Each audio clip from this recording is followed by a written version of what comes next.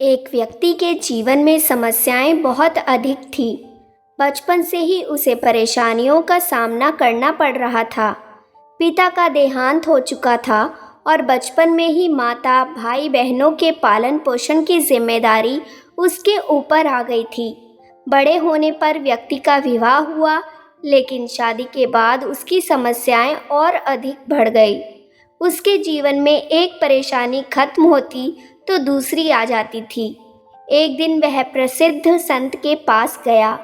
व्यक्ति ने संत से कहा कि मुझे अपना शिष्य बना ले, मैं परेशान हो गया हूँ, बहुत दुखी हूँ। संत ने कहा कि ठीक है, तुम मेरे शिष्य बन जाओ, मुझे बताओ क्या परेशानी है। शिष्य ने कहा कि गुरुजी, एक समस्या खत्म नहीं होती और दूसरी सामने आ जाती है। इस कारण मैं बहुत दुखी रहता हूँ, किसी भी काम में सफलता नहीं मिल पाती है। गुरु ने कहा कि ठीक है, मैं तुम्हारी समस्याओं का हल बता दूंगा, अभी तुम मेरे साथ चलो। गुरु नए शिष्य को लेकर नदी किनारे गए। किनारे पर पहुंचकर गुरु ने कहा कि हमें ये नदी पार करनी है। ये बोलकर वहीं खड़े हो गए। शिष्य भी गुरु के साथ खड़ा हो गया। कुछ देर बाद शिष्य ने कहा कि गुरुदेव, हमें नदी पार करनी है, तो हम यहाँ क्यों खड़े हैं?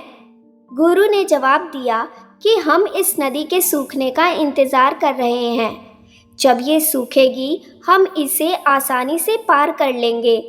शिष्य को आश्चर्य हुआ। वह बोला, गुरुजी, ये कैसी बात कर रहे हैं? नदी का पानी कैसे और कब सूखेगा? हमें नदी को इसी समय पार कर लेना चाहिए।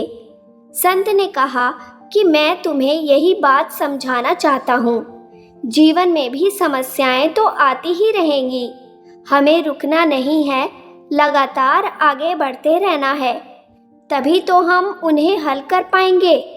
आगे बढ़ते रहेंगे तो समस्याओं के हल मिलते जाएंगे। अगर रुक जाएंगे तो एक भी बाधा पार नहीं हो पाएगी।